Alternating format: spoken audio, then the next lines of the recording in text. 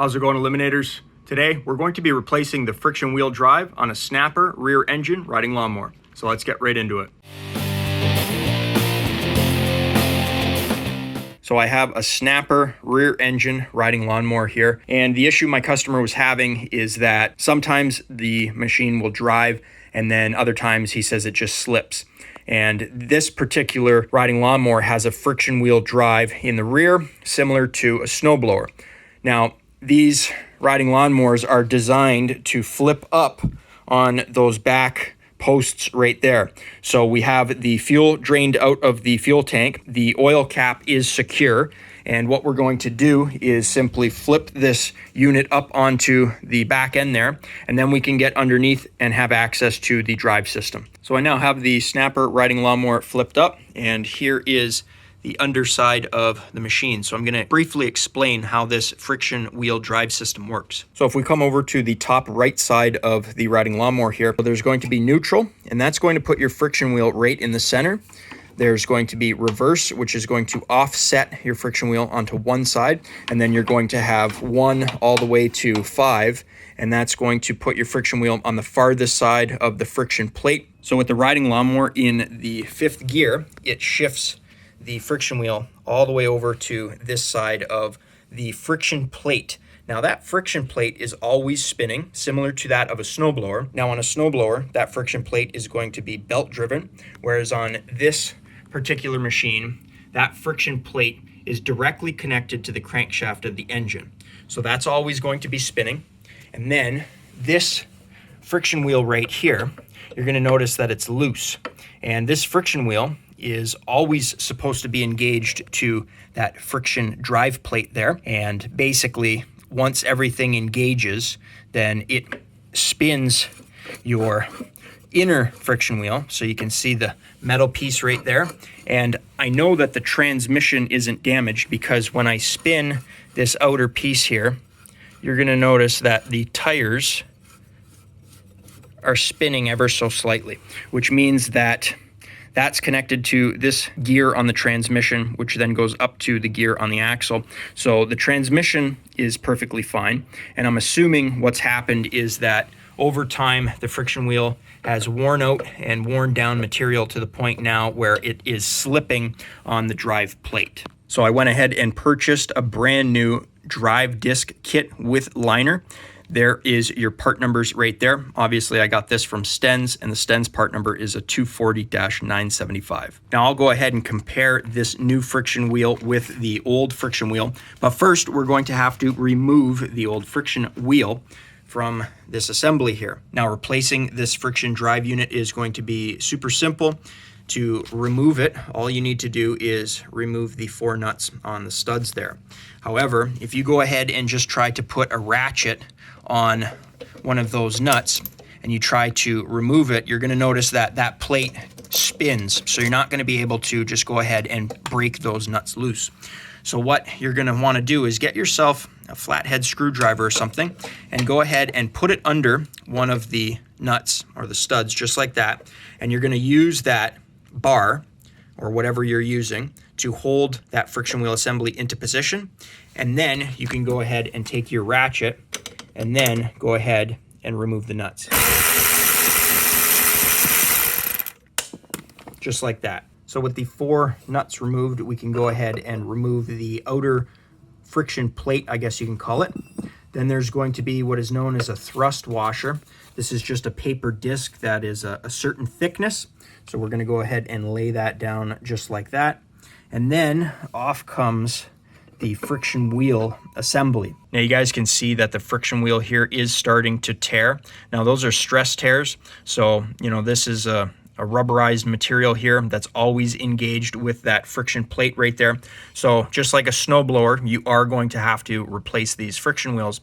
The only difference is on a snowblower, the friction wheel is only pushing the weight of the snowblower unit and the snow that's in front of it.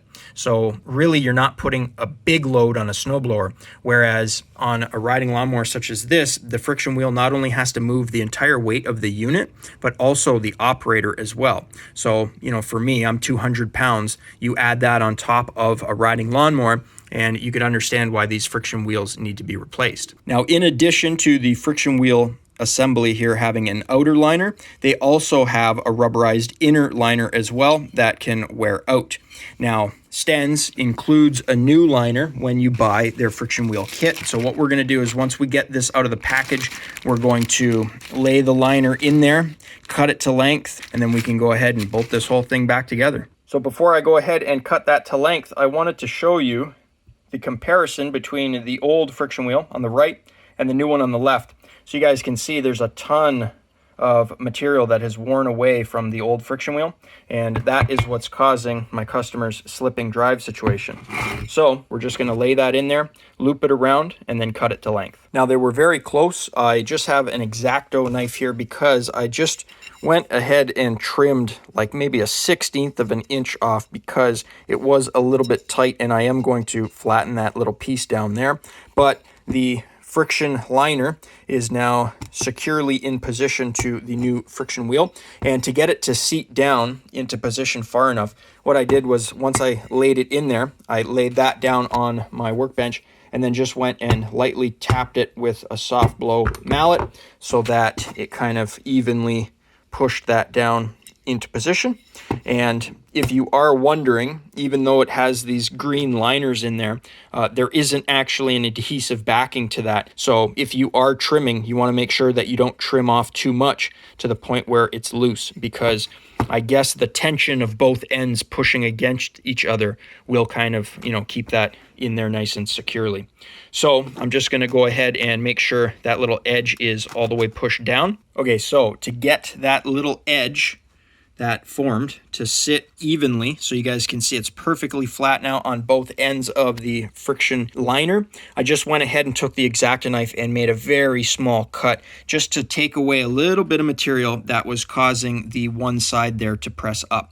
So now those are both flat, there won't be any tearing, so I'm now ready to go ahead and reinstall the friction wheel onto the machine. Now here's a good example of the difference in thickness of the material on the friction wheel. So I haven't adjusted the shifting position of the inner drum. So we're still in 5th gear, and I'm going to try to install the new friction wheel. And you're going to notice that, well, I can't install it. And that's because there's now so much material that I can't physically put this onto the inner drum.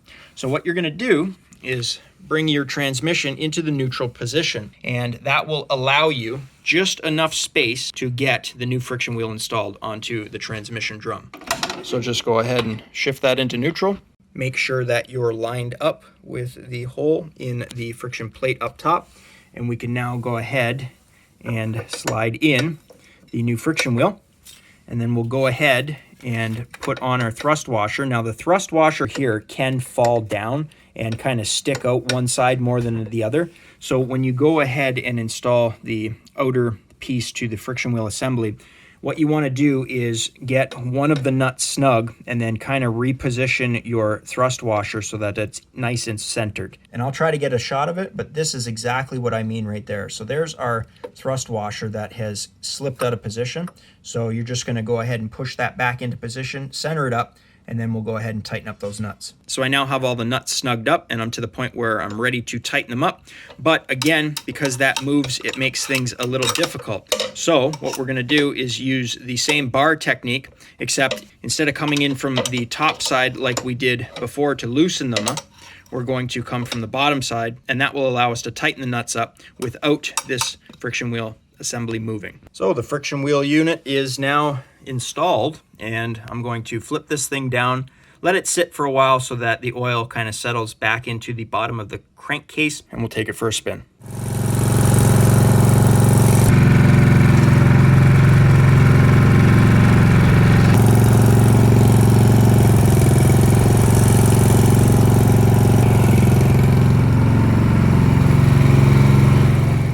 So just like that, the friction wheel is now replaced, and this mower is ready to be returned back to my customer. So that's gonna wrap up today's repair. Super simple, super quick. Like I said, 4 nuts, the friction wheel assembly comes off, and you can go ahead and install the new one once you get the inner liner fit correctly. Now, as far as I know, and don't quote me on this, but we tried to purchase an original Snapper friction drive kit, and I believe the OEM, so the original equipment manufacturer, said that theirs were discontinued.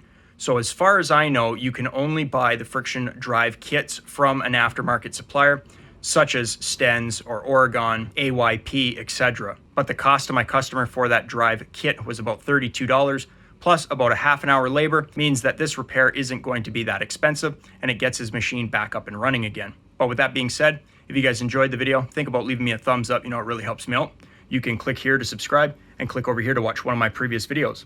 I upload every single week, so be sure to stop on by next week, check channel out for new content.